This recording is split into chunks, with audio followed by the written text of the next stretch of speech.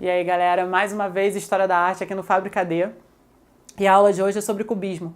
Cubismo é o movimento mais adorado pelo Enem. Praticamente todos os anos tem uma questão sobre cubismo.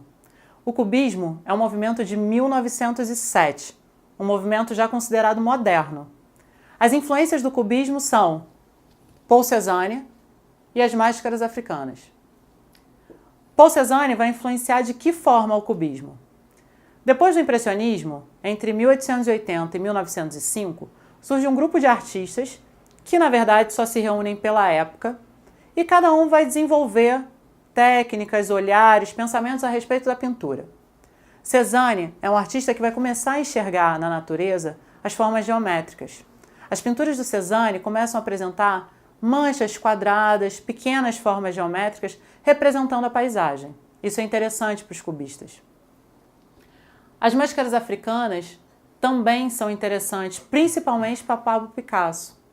As máscaras africanas, elas têm formas mais simples, mais sintetizadas, porém elas são extremamente expressivas. A primeira obra cubista, que vai ser a obra que vai dar o pontapé inicial no movimento, é uma obra de Pablo Picasso, As Meninas d'Avignon, ou Les Demoiselles d'Avignon. Essa obra aparece em 1907. Nessa pintura, a gente tem as influências africanas, porque algumas das meninas dessa pintura, elas têm carrancas no lugar de cara. Além disso, apresentam essas características vistas na obra do Cézanne, que são essas formas mais geométricas. As Meninas d'Avignon, elas quase não têm diferença entre figura e fundo, ou seja, elas diminuem muito a tridimensionalidade.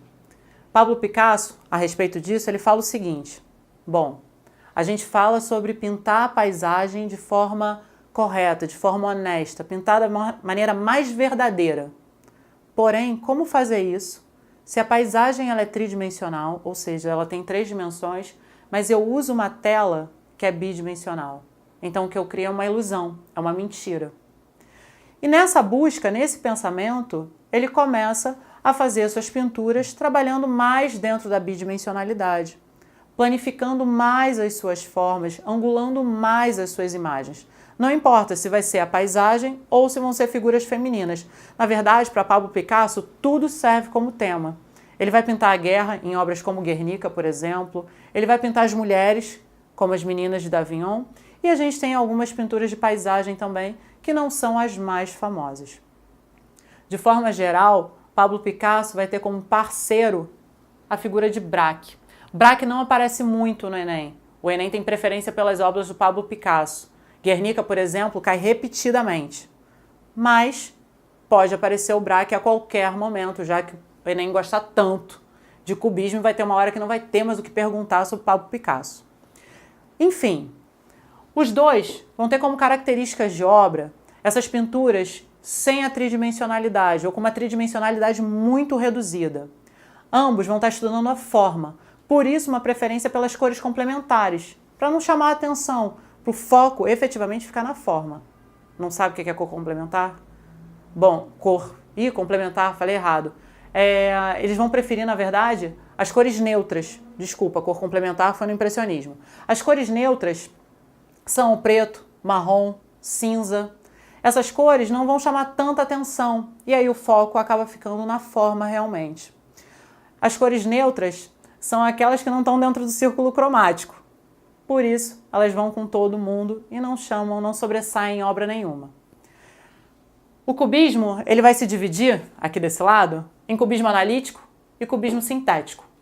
O cubismo analítico é aquele que vai preferir fragmentar a forma e sobrepor, ou seja, é como se ele recortasse as imagens e colocasse uma parte em cima da outra, criando uma imagem diferente daquilo que a gente está acostumado a ver. Essa forma, essa maneira de pintar, eles vão fragmentar tanto, que vai ter uma hora que eles vão chegar muito perto da abstração. Tá, ok, abstração a gente não viu. Enfim, abstração. Abstração é aquele tipo de pintura que não tem nenhuma ligação com o mundo concreto, nem pelo nome. Geralmente uma abstração vai ter como nome pintura 1, composição 2 e coisas desse tipo. Ou nomes inventados pelos artistas. Mondrian, por exemplo, tem o boogie-woogie. Sei lá o que significa.